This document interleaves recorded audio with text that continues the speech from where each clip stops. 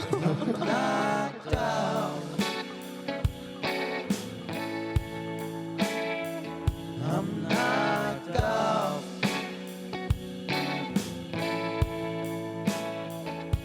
I'm knocked out. Yes, welcome back to the Knocked Off podcast. I've got the 2025 King of the Desert, Corey Hammond, sat here with me. How are you, brother? Yeah, going well, thanks. And yourself? Yeah, good, mate. How's the prep been for this year's race?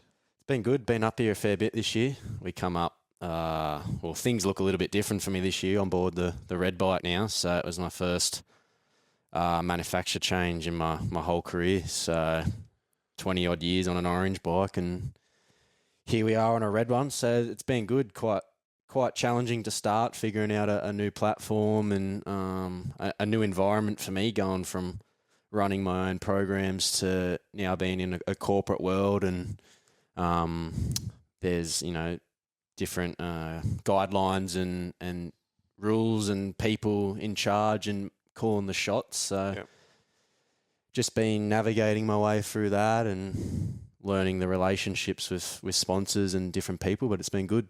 That's good. How did it come about, mate? Obviously, you had some success last year up here in the desert, and then went over to Baja. Did it sort of stem after the Baja thing, or were the talks there before you went over?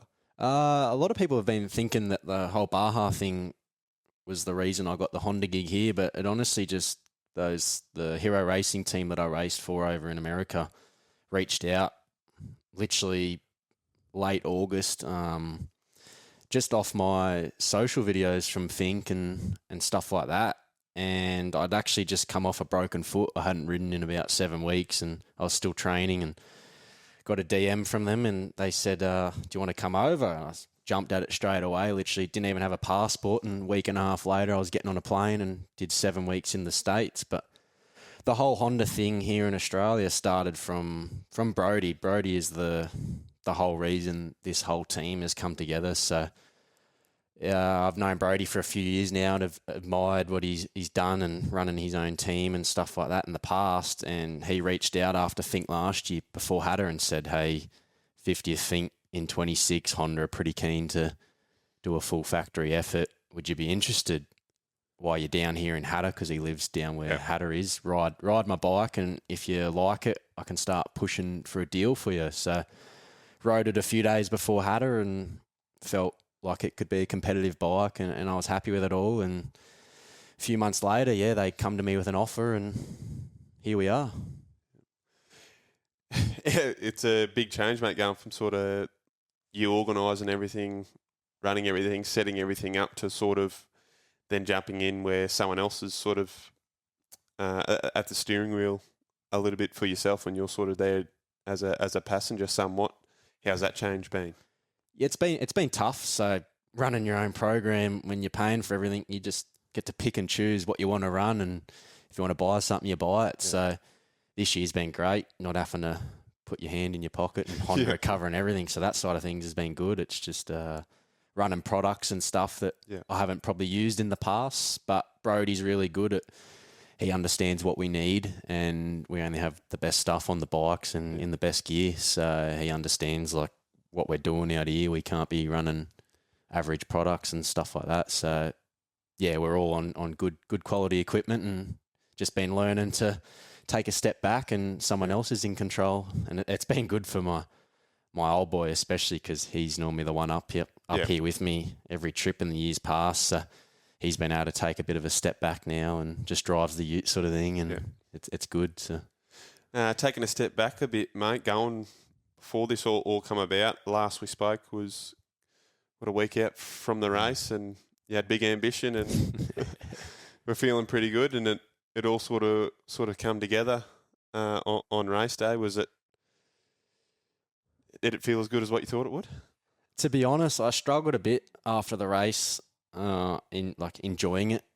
I've always sort of, I don't know, it's hard the way a few things went last year with a few riders missing and stuff like that. And the way I won, a lot of people thought that, had it given to me, and people don't see the hard work you put in. So, and I was just overwhelmed with, I've gone from never doing an interview and autographs and stuff like that. And after the race, I couldn't walk 10 metres without getting asked for an autograph and a photo, which was cool, but I was just so overwhelmed. So I found it quite hard to enjoy the moment. And I learnt after Fink and Hatter that it's not actually the result where you get the happiness and the satisfaction from. It's about like the process and the journey to get there, like enjoying all that. That is the main part, and the result is just like a byproduct of the work and all that you put in. So it's just about loving the process and enjoying the hard work, and that's where the fulfillment and the happiness is.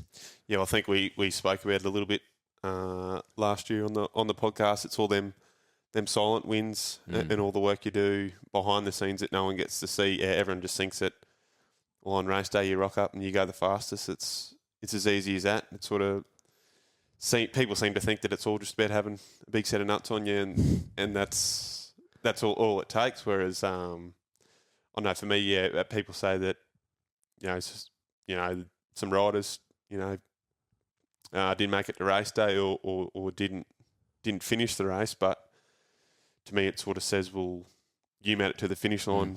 None of those guys did, so that's a credit in itself, really, isn't it? To getting to the finish line, to finish first you must finish sort of mentality, isn't it? That's right, and people are always going to talk. Live in a world where you're damned if you do and damned if you don't. So I guess you just got to surround yourself with good people, and the people around me know that I won fair and square, and those outside looking in with all these stories and rumours and stuff like that of particular people, like, you just sort of, I know I earned that, and I've worked my ass off to get here, so I'm proud of what I achieved and stuff like that. Speaking of, mate, how was the run down and back? Did you feel good the whole way? Was there anything that sort of out of the ordinary or felt better than what you thought it was going to? I had a good prologue, my best ever prologue. That was my goal, be on the front grid next to Callum, and he got the jump, and I just told myself to hang with him, and I honestly thought I'd lost him before Deepwell.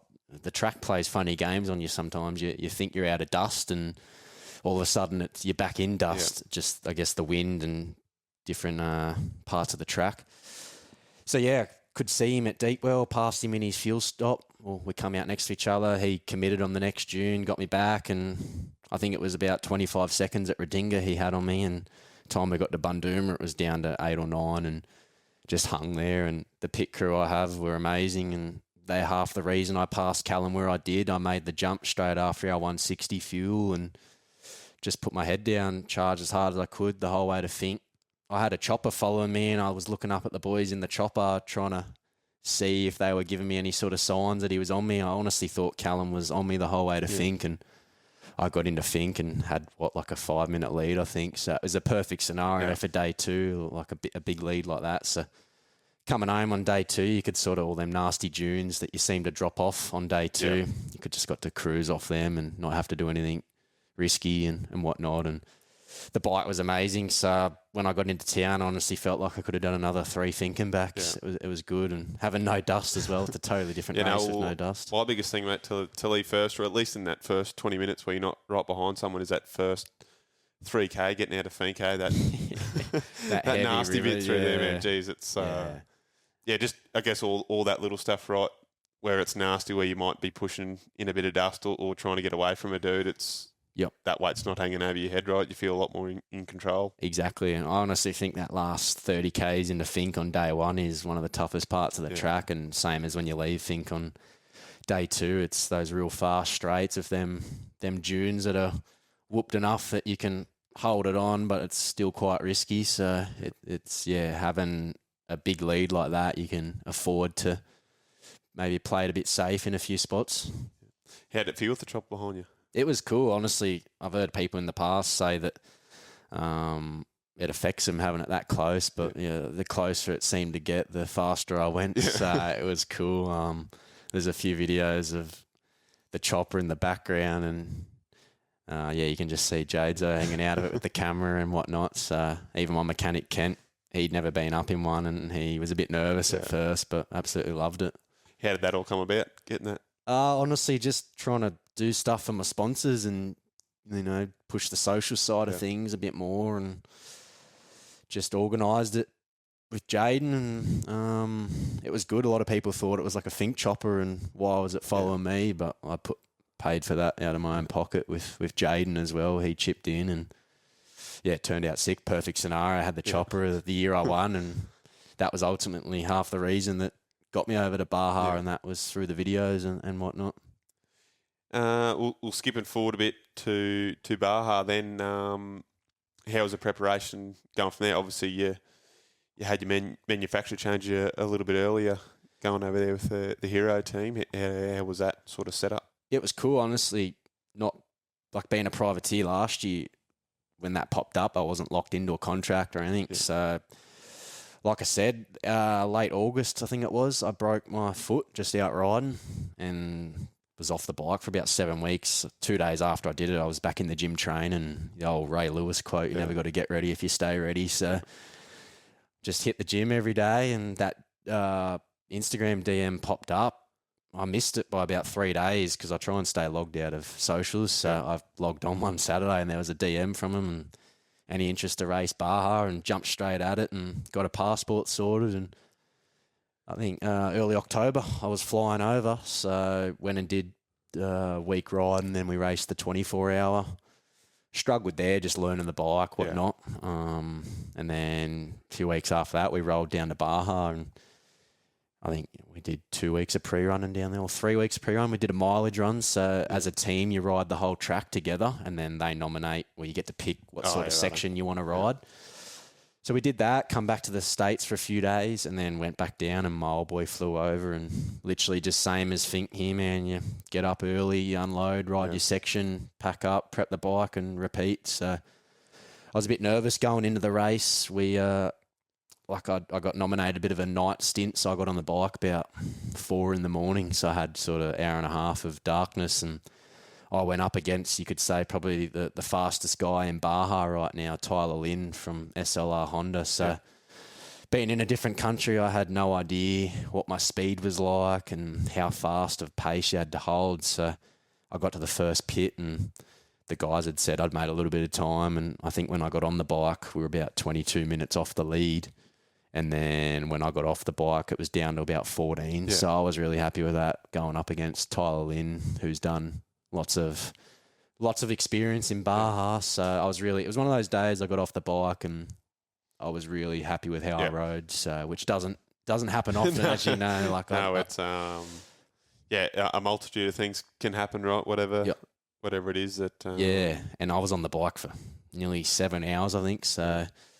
You just cover all different types of terrain. 1 minute with my section, I was on the coast, and next minute you're up into these mountains, second gear, hopping over rocks and whatnot. And a lot of the guys here, I thought it as well, going over there thinking Baja's just wide open desert, but I truly think you got to be a better off-road rider than you do desert rider to go well at Baja, and you got to have your head screwed on and just basically ride at a fast pre-run pace because it's so gnarly. How'd you go adapting from last year's bike to going over there? And obviously they're not even on a new style Honda. They're on the 450Xs. They're a big bike and 6-speed gearbox. It took me a bit. By the end of pre-running for Baja, I felt really comfortable on the bike. And being a team race like that, you got to adapt to stuff on the bike that you probably might not like, bar position, levers and suspension. Was there something just like in the general setup, like one of the rider triangle stuff that you struggle to get used to? Probably more the bars were just a little bit off for me. But suspension, we were on A-kit suspension, so a couple of clickers when you got on, and I didn't even really get to ride the race bike before the race. It was just a bit rushed and last minute, and just figured it out on the day. So, but you spend a few weeks on something like that, and you just it's crazy how you can just adapt. So with the preparation there, you said you've done a team ride and then delegate. After that, Fink's obviously a point-to-point. Baja changes every year. Mm-hmm. How hard was it memorising your section in the week's pre-running? It was tough because, as you know, with Fink, if you want to relearn a section, you just jump on the service road, ride back a couple Ks and do it again. Over there, it's sort of point-to-point for each fuel stop, and it's a whole new terrain, and there's not many roads that lead off to come around and loop again. So they do about 60 miles in between pits, like fuel stops. So basically you're trying to remember 60 miles at a time. And then I was just trying to break down the track into sections each day and whatnot. And I had a big section.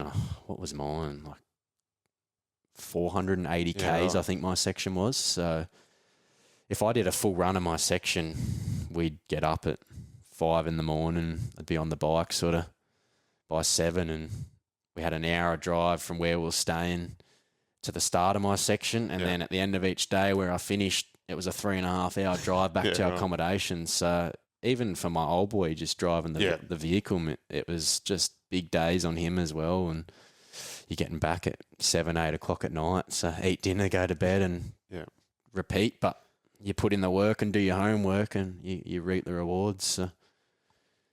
The service roads and stuff like that, are they a bit better than what we're dealing with here, or is it the same sort of deal? Like, well, I had no idea where I was over there. I just new country, new terrain. You just fully lose your bearings when you ride. As you know, here we got landmarks that we refer to. And when I did the mileage run with the team, the boys were like, "Oh, we just come from over there," and I just had no idea what direction we'd even ridden from and stuff like that. Especially a few of my pre-runs, I got on the bike at 3:34 in the morning to replicate race day. Yeah.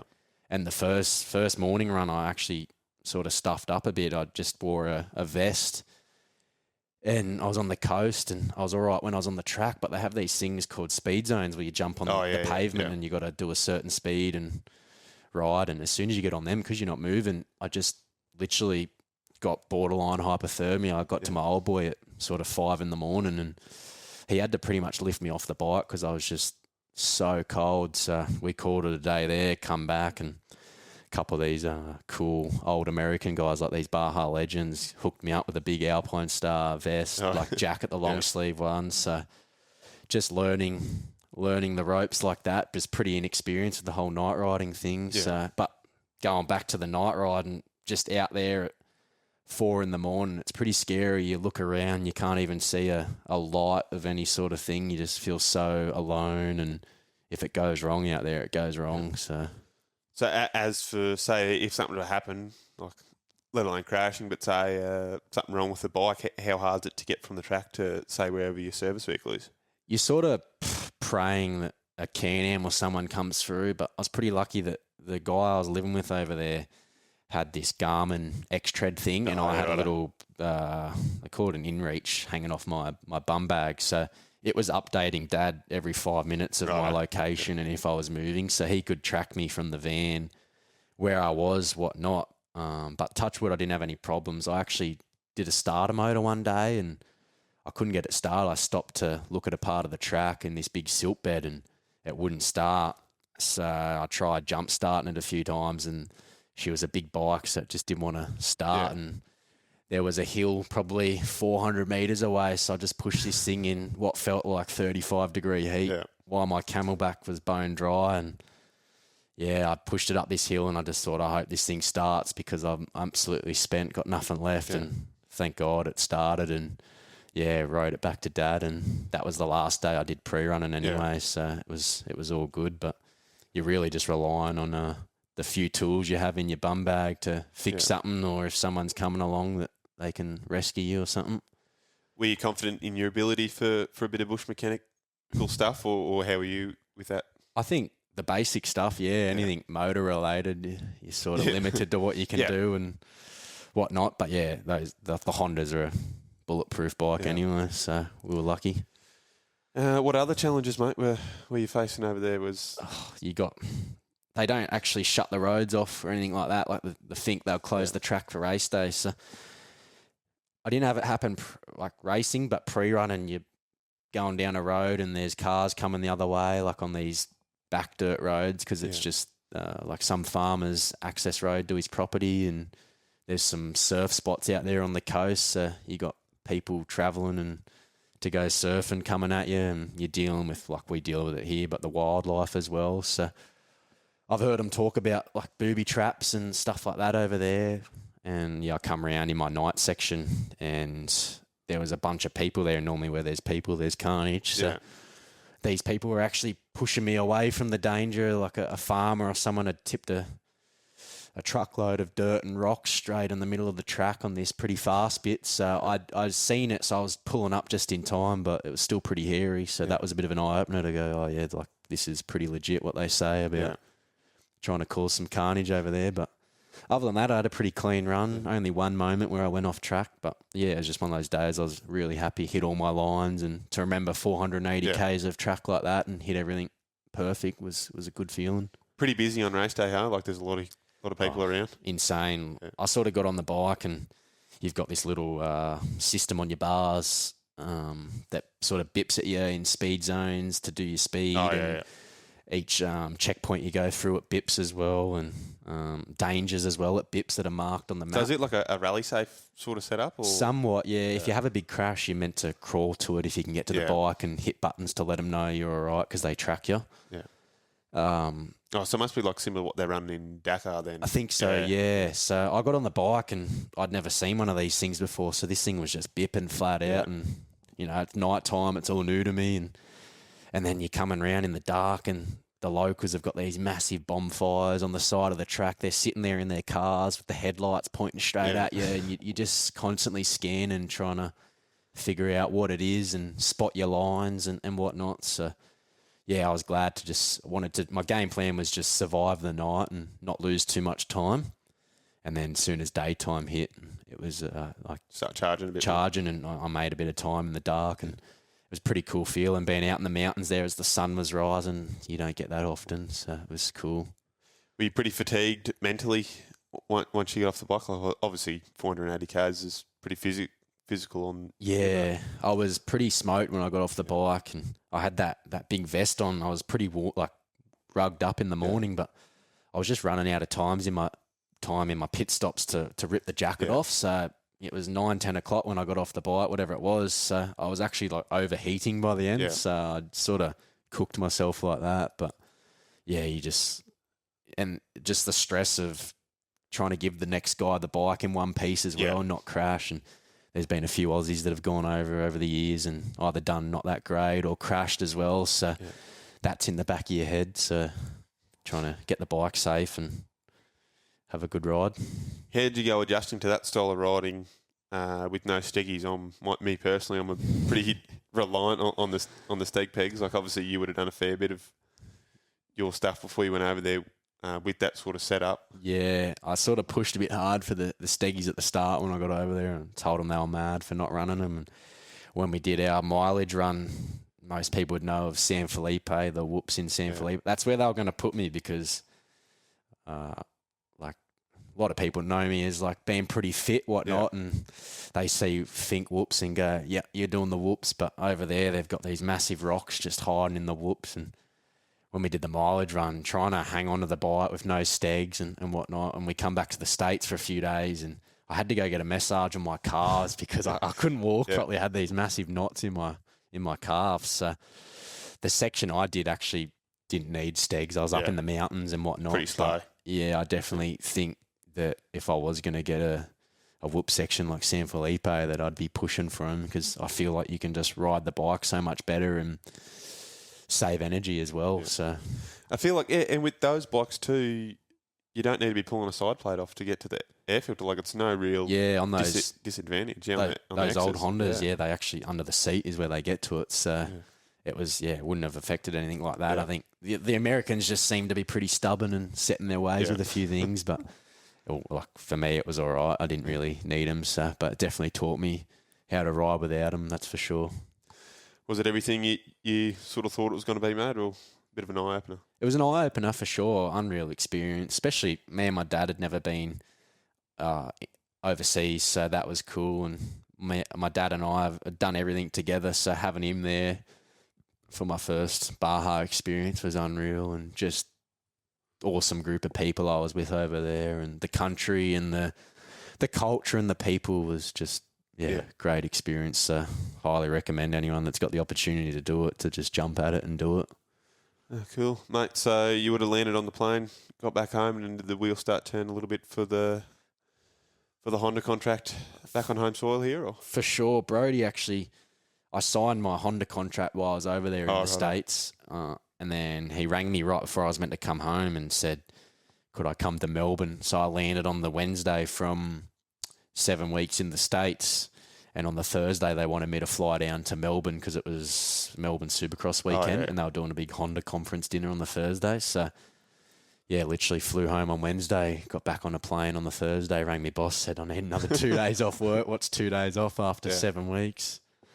And, yeah, flew down there and got to meet everyone. It was cool. So, yeah, got a bike by Christmas and just started riding. So it's been good.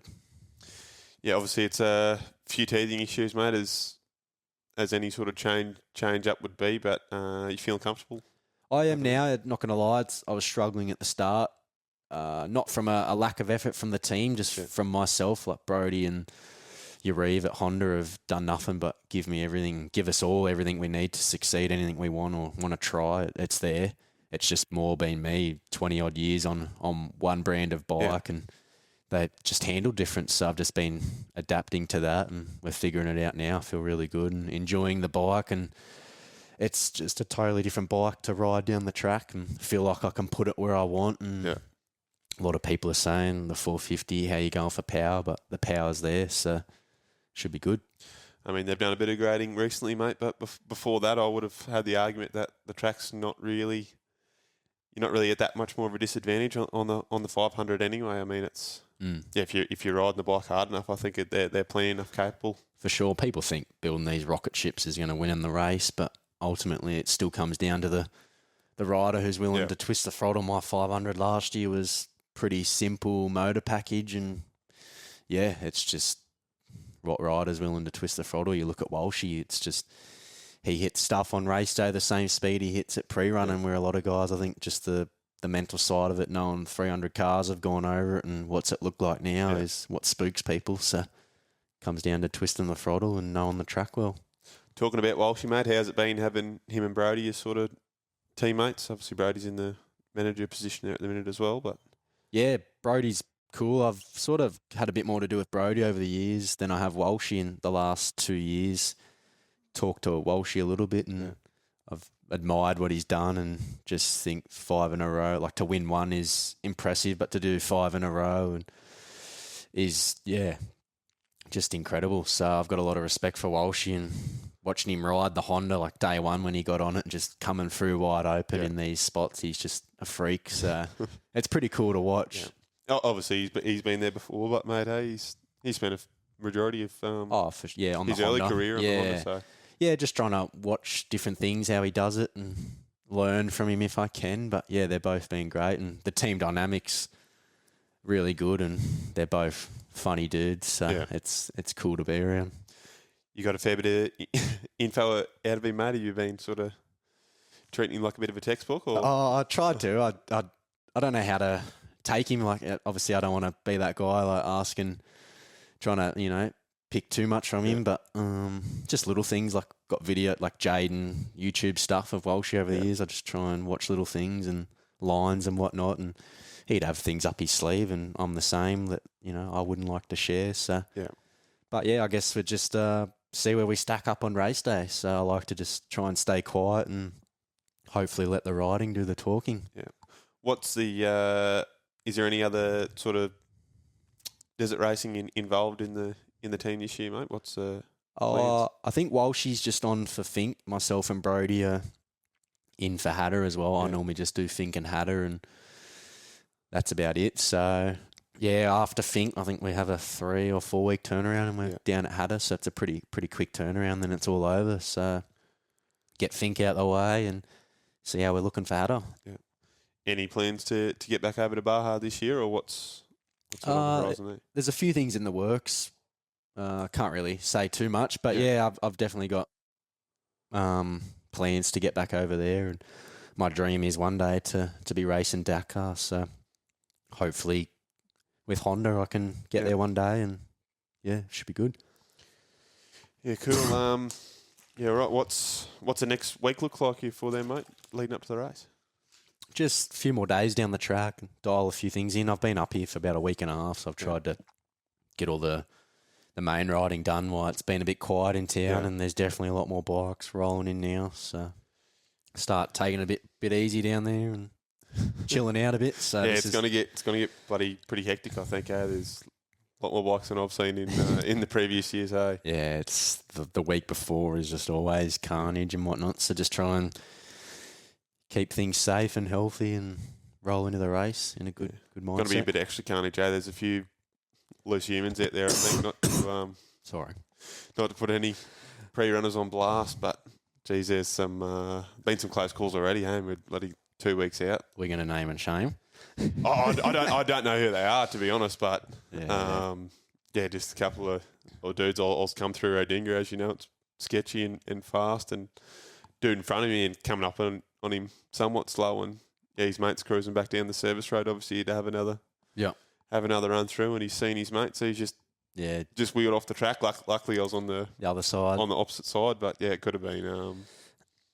Could have turned out pretty bad. I reckon. Everyone loves getting the flyby videos for the gram a week or two out and looking fast for socials. So. The off-road club, she's like second gear through there. If there's a bit of a crowd, that's just survival through there. So I've seen it go wrong for a few people in there. Yeah, it seems. I think I'll grab. I'm sure he won't mind, but he had a man in there that was. Pretty happy with himself how he was going and done one run through there and wrecked himself. So is this Grabbo, is it? Or no, it was like maybe a relation of his or something. Oh, okay. Yeah, righto. Yeah, jumped on the bike and all over. Yeah, all over. First run through there, I think. So yeah, it'll get you that track. You got to respect the track. So yeah, especially it's as I was speaking before we got on, the rain and everything just changes the track all that much more, and then they're doing a bit of work to it, so that'll be a lot different to what it is in the next week to what you see on race day, especially after the cars have rolled through. So yeah, they're doing a bit of track work, a bit close to the race, but I mean, there's moisture in the tracks. It's probably a good time to be doing it. Yeah, it's a bit hard to sort of one of them things, like we say. It's damned if you do, damned if you don't. Hey, it's, exactly. It's hard. So, what's the mentality for race weekend, mate? Ultimately, I think. I've won the race now, been up front, so it's a totally different race when you got clean air. So I know that X94 bike of David Walsh is going to be charging wherever he prologues, and Callum's not to be underestimated. And there's a few guys in the mix, Campbell Hall and Brody. So Mitch Outram, there's a lot of fast guys. So ultimately, just got to put together a good clean lap in prologue and be on that front grid, and ideally whole shot. Out of the stadium on Sunday and just hit my marks and hopefully get into Finke first bite with a bit of a lead. That's the game plan. See how we go. You'll have to watch that 6 class too, mate. I think there's like 2 or 3 ex-King of the Deserts. Yeah, I know. Roaming around there. There's I think a few of those old dudes might be sneaking in the top 10 this year. I know it's hard to sort of wrap your head around what the top 20, top 30 will look like from the results of last year, and then what you got.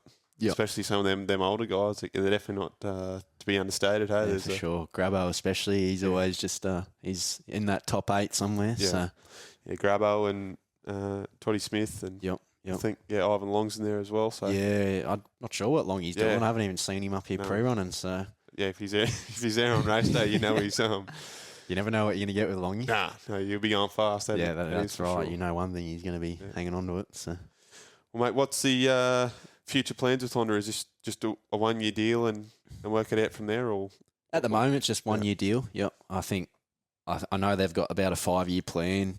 If everything goes well this year with the desert, I think they want to keep doing it, and I think Finke's in a really good spot at the moment. And who knows? I don't know if Finke have got plans to cap it at 450 capacity, but maybe that would bring some more manufacturers back into it. So Honda have seemed to be one of very few manufacturers giving back to the sport at the minute. So 100% your Reeves doing his thing no matter where it is in the world, it seems. And Brody just runs a great show and put together a really good program, and really happy with where we're at. So I think we'll get this year out the way and see how the 3 Hondas do, and that'll decide. I think the 450 capacity too, it's sort of, as you were talking about before, building the rocket ship, it somewhat makes the race a bit safer as well. It's sort of, everyone's not only on the same sort of playing field, but yeah, you're taking a bit of the craziness out of it as well, aren't you? Yeah, for sure. And I'm not just going to say it because now I'm the guy on a 450, but it could be an option for Fink to explore in the future to get more manufacturers back. You might see Yamaha and a few of these other brands come back, and it's just, I don't know, just the power is good anyway. So like, obviously we do a few things to the motor and get them cracking a bit more, but see what happens. What are you doing to them motors? They got a 480 kit in there. Yeah. Now, what? How has it been sort of going from somewhat base level setup to then getting a bit more of the factory parts in it? Feel good or sort of hard to adapt to as well? It's cool. Obviously, I'm just on a stock platform back home, just a motocross bike. So coming up here, they feel different. Obviously, you got the big tank and the dampeners and whatnot. So the bike is really good. I'm really enjoying the bike, and even I noticed around prologue practice day the other week, I feel like in that stadium, you can really put the bike where you want it to. Where what I was on previously, they're good. Like you just sort of a tractor where your point is where you end up. So these Hondas being a motocross bike, you can really throw them around and put them on the track where you want them. A little bit more hybrid. For sure. To what you're doing. Yes, yeah. Do you think that'll play into your advantage come Hattah time?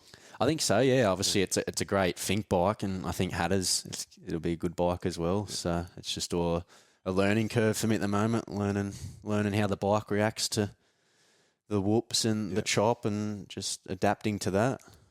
Have you done much prep in the way of the Hattah stuff, or has it sort of been Fink and... It's just all Fink at the moment. We'll worry about Hattah after Fink. So I feel like Fink, you can be... For people like me, you can be more competitive here because you can come up here and spend the time, where Hattah, it's just you don't ride the track till race day, and you got all those guys that race professionally. So, I mean, you'd probably look at me, I guess I'm semi-professional at the moment. I'm on a bit of a wage racing, but I still work full-time back home doing 50-hour weeks. So you go down there and there's guys that just ride 5 days a week. So it's a bit different for rolling down there and trying to go good. So Yeah, Fink's in that hard sort of position. Hey, it's you wish you could spend a little bit less time up here, but you always know that there's someone else that's putting in the work, so you have to as well, right? That's right. Yeah, you got to do. If you want to do good, you got to do your homework. I always remember GDR suspension Stephen Greenfield saying to me my first year that Fink rewards hard work. So you got to put in the work down there, put in the homework. And how many Ks do you reckon you're down the track this year? A lot of sections. I sort of, without sounding arrogant, like the Finkenbacks are good, but I mean, I don't really need the fitness. Like I train hard in the gym. So for me, it's just, I like to break the track down and know where every rock and every hole is and where to put my wheels. So doing a lot of that. And I think I've one bike done 40 hours and we just jumped onto some fresh bikes now. And that's got, I don't know, 10 or 12 hours on it. So you definitely rack the hours up here quick. It doesn't take much to... And you get so bike fit quick up here anyway, doing the Ks and Ks. So I've done some big days down there, getting down to the 160 at 8 o'clock in the morning and not leaving down there till 3:30, 4 in the arvo, just focusing on that bottom end. So there's so much time to be made up down there because no one seems to get down there, or it's just so far. And when you are down there, you just want to get back. Yeah. So I'm at the point now with Fink where I'm chasing 30 or 40 seconds overall, where when you're new to Fink, you're still chasing minutes. Yeah. So I'm just trying to find any little bit of time I can.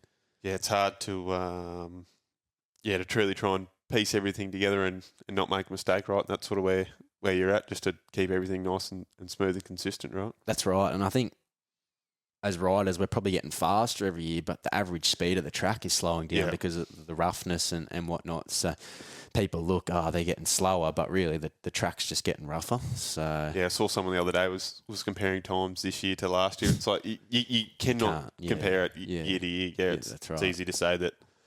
I know I'm just throwing a year out here, but say someone went really fast in 2010, but the track, well, half totally it was on the road. Like, exactly. So and people compare year to year, and sections get cut out, or a new dune sort of gets reshaped or something like that. It's certainly not a track you can put a stopwatch on, eh? No, that's right. I sort of every year sit down and write all the times out from the top few guys, and I compare it to the year before, and you just like, I feel like I'm getting faster, but your time's actually somewhat, I think 2 checkpoints last year I was slightly faster, but that's coming from track knowledge. But overall, the time is actually slower, so Yeah. you can't stress about that too much. Well, see, even you go to compare, say, myself to someone who's back in 100th, the time difference isn't crazy, like, over that span of time. So it's, you're saying 30 seconds over a race can actually mean quite a bit if you can find it somewhere or pick it up, right? Exactly. That's what I'm chasing at the minute. It's probably 15, 20, 30 seconds from checkpoint to checkpoint. So I look at Walshy like 2 or 3 minutes faster each way. That's all you really need to find between each checkpoint is 20 or 30 seconds. So. Yeah, if you can find it too, it's sort of whoever's behind you makes it extra hard for them, even if they are going to catch you, to then try and to get around you, right? Like, if you can put that into them for sure. early or on the way down, or as you know from last year, it worked that way pretty well. What'd you get into Alice with 11 minutes or something up your sleeve? Yeah, I think it was like 10 and a half, nearly 11 minutes. So that was when I got to the 80 fuel on the way home. My pit crew were like, you've got over 10 minutes. So that was a pretty cool feeling, because you stand out there for 10 minutes. It's a long time. So especially people watching, would have felt like eternity. So I feel like the race will probably be a lot closer this year, but it'd be nice to have a bit of a lead. Yeah, going off that, I was chasing one of them young blokes on the 250s. He got me through a bit of whoopee stuff, and I was just biding my time. Thought I'll hang in his dust here, and we'll get to Rodinga, and I'll have him sorted. And in his dust, he's got to be around here somewhere. And same thing as you were talking before about just how the track is and the way the wind blows. And I got around to a big open section and looked up, and here his dust is up on the 5K on the top of the hill. I thought, I got no chance. And it's a similar thing. You're either pushing or you're backing off, and you don't really know where you stand until you sort of put a stopwatch on it, eh? Like, it plays games on you out there, but you ultimately can't give up, because all of a sudden you're in dust and you can see him. So that's how it was for me last year. You're like, where is he? Where is he? And then bang, you're on him. So, and then when you get that bit of sniff of dust, it's just like a second wind. You're just like a target lock, and you're not letting him out of your sight. But it's just that last 10, 15 seconds closing that dust in the gap is where it's hard, because you know the track, but you don't actually know how it's changed or what's under your wheels, because you can't see. Well, I think you spoke last year. It happened maybe the race before last. You might have been in Grabbo's or Hazy's dust for a bit, where it was real hard to... Yeah, I caught Hazy at the 150 and nearly made the pass and couldn't, and then just chewed his dust the whole way into Finke. So that ultimately cost me a bit of time, but no fault but my own prologue on where I did. So... Which also, it makes it hard, because you know you got the time. When you get there, you know you're going to be going to be in front, but ultimately it doesn't make it. You could have another minute or something up your sleeve if that's right. It means you make that pass. The first few years I was up here, I prologued 20th, 18th, whatever it was, and closing that gap from 18th place to 10th is not easy, but you're coming up on those guys a lot quicker, but the further you get up the field, the harder it is, because we're all so close. It's trying to close that gap in the dust. It takes time and it's hard. So, well, as we spoke about before we got on, the first year I prologued, it was in the hundreds somewhere, and you're picking dudes off left, right and centre. Yep. All the way down, and then, picking them off early on the way home, day 2. Yep. But, last year you get a decent prologue, and then... the passing dudes, or you feel like the race is half stopped. You spend a fair bit of time on your own. For sure. Yeah, so it's just... You just got to stay focused as well, because it can go so wrong so quick out there. You have a bit of a... How was that being out front without having that carrot hanging in front of you, not chasing any dust? It was good, yeah. Just that was one of my main things, was just bring it home. And I mean, Walshy and... could probably relate, coming through a dinghy, you're wide open on the bike, and you hear something and you think, no, I just remember coming through a dinghy, just tapping the shroud, going, come on, baby, get me home. So, and you get to the 15, 20K, and you can see town, and you're nearly there. So, bit of a relief when you ride into that stadium knowing you're nearly there. So, did you have any hairy moments?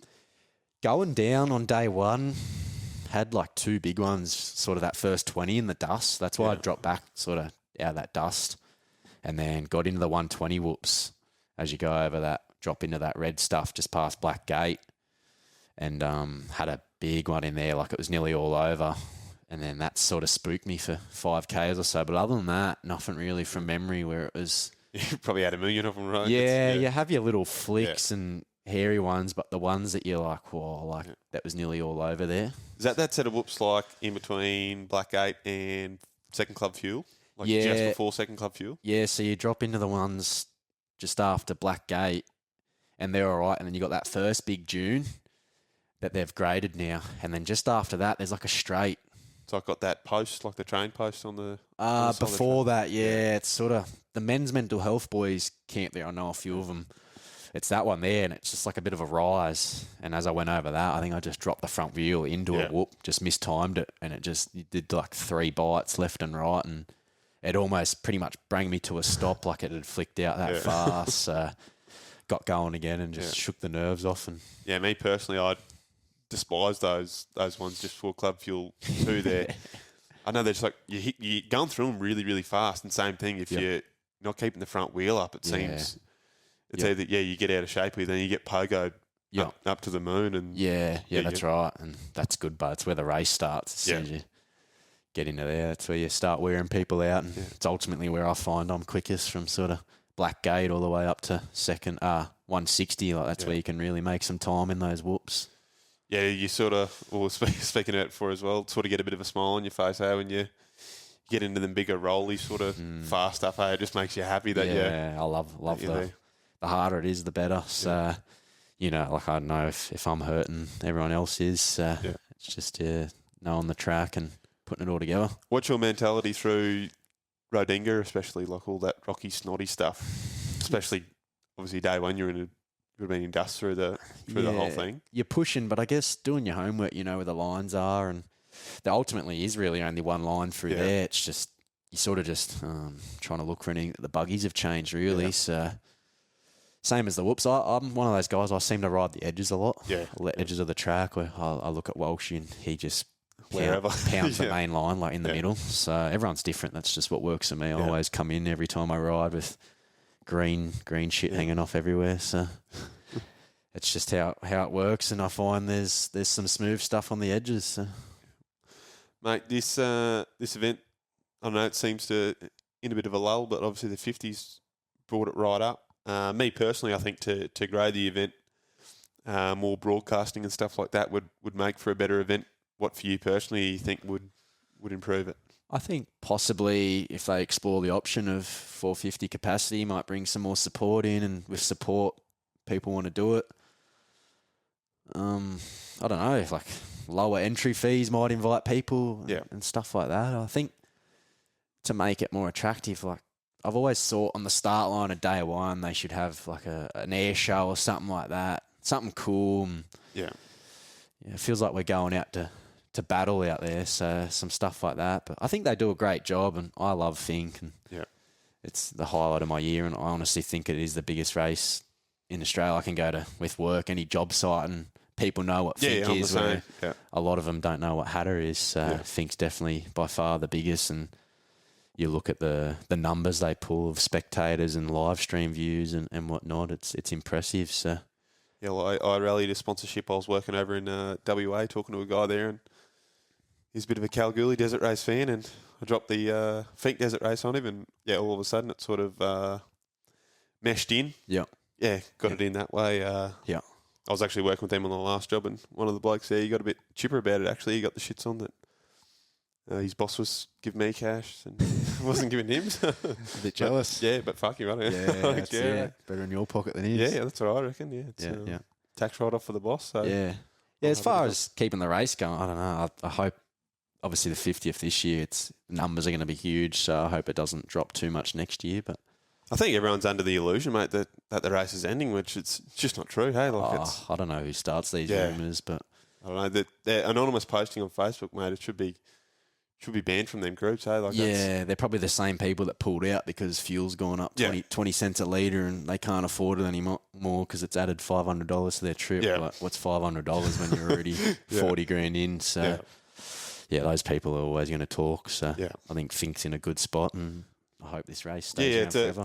It's I don't know. I always say the race, honestly, is the worst part about coming up here. Like the couple of weeks you get riding your bike. Mm-hmm. It's awesome. Like, the pre-running and all the people involved. Like, don't get me wrong, the race, it's all while we do it, but... Yeah, pulling up to get fuel pre-running, chatting to your mates and riding with your mates, that's the best bit. And racing I love, but it's just like there's that serious aspect to it. Yeah, like, everything before it's pretty crazy. Yeah, now I've got to go fast down this track. So, and then it's always worse sitting at Finke on day 2, thinking about all the moments you had coming down. I still got to get this thing home. Yeah. So... yeah, just hopefully Finke's around forever. Like I'll always support this race, and I love this place. So. Yeah, and it's the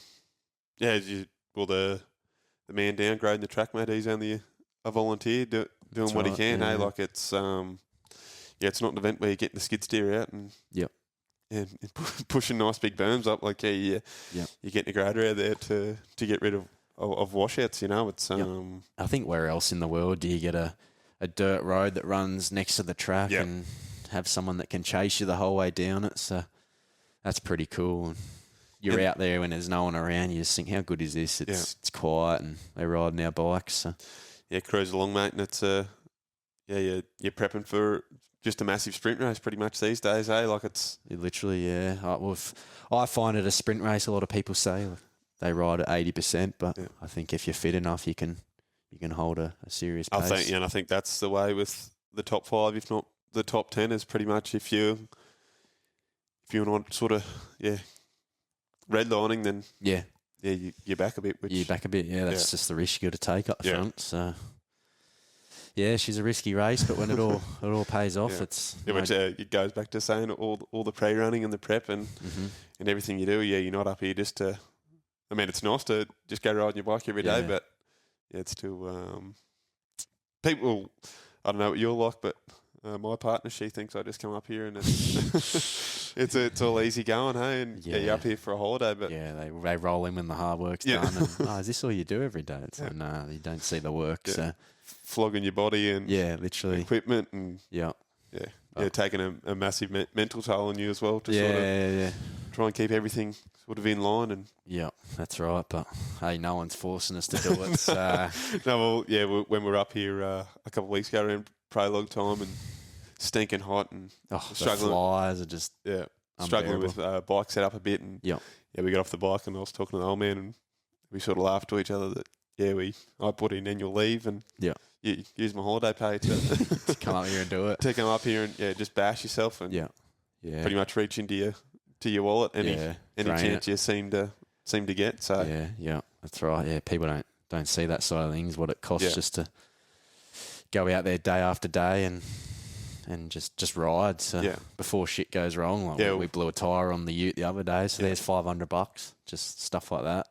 We I run into a dude down the track that was just his main goal was to get there and back, and he was trying to do it on a shoestring budget. I think he'd blown $8,000, and that's and it's you can come up here and do it cheap, but people like you and me that are trying to get results, it's you got one bike, you need two of everything for it, like one part on each bike, and then you need spares. So before you know it, by the time you go buy 2 bikes and all the parts, you're 30, 40, 50 grand in. Yeah, and then you got to try and convince someone to come up here and and spend the time with you and run down the track and accommodation, food, everything. Yeah. All for it to hopefully go well. So and that's, I don't know, I'm sort of at that brink point. People ask me what the result I'm chasing this year, but after you talk about all that, it's sort of get to the finish line first and sort of hopefully the result comes after that because it's sort of for me the result's not the be all and end all. Hey, it's which it's majority of, I think if you're wise enough and you're sort of behind that 20 to 30, that's the main goal. Hey, like results are the second part of the equation, and a lot of guys are just here to finish. And things are a bit different for me this year. Obviously, every year I've done it, I've wanted to get a result, but now it's a job for me as well. And Honda have invested a lot of money into this team, and they expect results, and I expect results out of myself. So, has it added more pressure, mate? Or is it? I wouldn't say pressure. There is like expectation there, but to me, pressure's always been back home the months leading up when the Yeah. alarm goes off at 3 a.m. knowing that if I don't get up and train, someone else probably is. So the hard work is all done now. This is just where you fall back on that hard work, and I guess got a bit of a target on the back with the number 1 plate, whatnot. But at the end of the day, the pressure's on them. They're all trying to get the win. Where like I've won one, so I'm just trying to defend it. So Yeah, they can try and put the asterisk next to the number 1 all they want, but it's written in the history books now. So good luck to 'em. that was like one of the things that when I heard it last year, I thought was cool, and it hit me was knowing that my name's on that trophy forever now. So, and I think there's only been 20 odd winners of Finke in the bike category. Yeah, I don't even think it's that much, hey? Yeah. Obviously, well, Walsh, he's won the 5, Toby, Grabbo, yeah. Greenie and whatnot. So when I thought about it like that, I was like, okay, yeah, that's pretty cool. So 50 Finks, like 50 years of Fink, and there's only been 20 odd winners. So. Well, mate, maybe it's written in the history books that winning one means you get to repeat it. So hopefully, yeah. As soon as I crossed that finish line last year, it was, I've won one, now I want to go back to back. So got that taste and hopefully put it all together this year. Yeah, that feeling of it's almost like you hate losing more than you enjoy the winning part, right? Yeah, literally. So, but I think you have to let go of the result. So the result is what it is. You can't put too much energy into that because it's unknown at the moment. Yeah. What I can control is my effort and the bike setup and fuel in the body, whatnot. So yeah, at the end of the day, it's as you were saying with Baja, you get off the bike and you're satisfied. Well, it is what it is, no matter the result, right? Obviously, you're chasing win, but it's the unknown at the minute. On just trying to stay present, like be in the now, and that's next weekend. Worry about that on the day. So know what I got to do, and just got to put it all together. And there's a big crew of people coming up to help Honda. I think we're going to have about 12 people at each fuel stop. So as you said before, it's all the people that come up and help. It's a team effort. So and those I don't know what the situation is there, but I'm guessing most of those people are doing it off their own back, like that. Literally. They're not on a wage to. They just love it to come and help out. Yeah, I think we've got people with a set of wheels in between each fuel stop. So pretty much how Honda are structuring it this year is how it used to be with KTM back in the day. So they're all in on it. So I think it'd be cool to see 3 Hondas on that podium, that's for sure. And that's what we want. Yeah, for sure. Yeah, it's it's one of the things I think with the fuel stops alone, you can see sort of the sense of community that that Fink brings in as well, like that side of it. Like no demise to Hatta, but what do you need there? 4 people in it in the fuel stop and you're satisfied. Whereas here you need that twice over, then someone to get down the other end and people in town to sort out what you need to do there. And you need 2 sets of wheels that had a one to race on, one as a spare. Up here you got 4 sets of wheels, like one to race there on, one to race home on, and a set of wheels at each stop. So, and then this year with 3 riders on the team, it's thrown in a whole aspect of spare parts as well. So what's the logistics there? Like, is it sort of the plan to what the spares are for you? That's going to be 3X or? Yes, I think they're going to have like a mechanic at each fuel stop, like the main one's 80 and 160, with enough crew that if we all come in together, there's someone there to fuel up and hold the bike for each rider. And then the set of wheels between each stop is basically going to be people there and tools. And we as riders, as you know, it's probably somewhat quicker for us to change it anyway. So I think everything we need is there, and us riders, if hopefully we don't need to, but if we need a spare wheel, it's just everything's there ready to go. Yeah, you feel a lot more in control too, don't you? Yeah, you got your gear on too, so you're just banging stuff in, nothing phases you. You know, I had that, was it 2024? Yeah, lost a steggy and sort of, you feel like you're just standing around doing nothing while give stuff. it here, let me do it. So hopefully we don't need any of that stuff and only need fuel, but as you know, all in the preparation, mate, eh? That's it, but sometimes the desert has its own plan and you can't control what the desert throws at you sometimes. Yeah, it's that weird thing that, pretty much anyone that you speak to who's serious about it, there's some talk about the desert gods or whatever it is. They have their way first before you get any saying what's going on. You got to respect the desert. You can do thousands of Ks pre-running and not have a steggy bolt break or come loose, and for some reason on race day, that's when if something's going to go wrong, it's going to go wrong. For sure. So, but touch wood, we don't have any issues. So. Cool, mate. Anyone you want to thank before we wrap it up here? Yeah, there's the whole Peter Kittle Honda racing team, Brodie Waters for his massive effort. I mean, I come from running my own program, so I see what was going into organising my own stuff, let alone 3 riders and the pressure of having a corporation like Honda involved as well, like the weight on his shoulders. So Brodie, Reeve, my mechanic Kent, he's just a normal bloke from Mount Gambier that works for the family business. He's doing this to help me out, so he's just sort of working for Honda at the minute part-time, like when he comes up to Finke, so can't thank Ken enough. And Greenie at GDR Suspension, he come on, like, was able to use him again this year, and he's been amazing, going out of his way, as he always does, to get me comfortable. I've worked his ring out this year. He's done a few sets of me trying to get me comfortable and figure out what direction we need to go. So Greenie and Ryan Cossins come up at Easter and drove for me, and drove all the way from Melbourne on his own, out of his own pocket, and didn't want anything, just wanted to help me out and likes being around. So, yeah, people like that. My 3 personal sponsors, Tefol Transport Repairs, Winston Express Haulage, and Titan Transport, they've been with me for 3 or 4 years now. So they're just, without them, it's, they chip in as well and make it all possible. So, and my boss as well, you can't forget the boss, have about 5-6 weeks off work a year. So without him, wouldn't be possible as well. He's awesome. So everyone else involved. So I hate listing off people because you always seem to forget, but there's a few anonymous people as well that are involved. So, thanks to everyone. Yeah, be here all afternoon. Even doing that, people are probably like, come on, wrap it up. Yeah. So, but, you got to give them credit. So, thank you. Yeah, it's also, it's hard to try and stay humble in your position, mate, you get all the people behind you and it's, I guess it is humbling in a way, but you're trying to exceed expectation. It's all a big ball wrapped into one, trying to level it out, right? Yeah, that's right. I try. I like to. I've just always been quiet underdog. That's just how I've liked it, and I'm never one that's gonna talk shit or be noisy and be out there. I just sort of like to show up on race day and let the riding do the talking. I'm not in it for the fame or the money. It's just I love this sport and training. So just put it all together and see where we end up. Cool, mate. Well, hopefully you're spraying champagne and that'd be nice.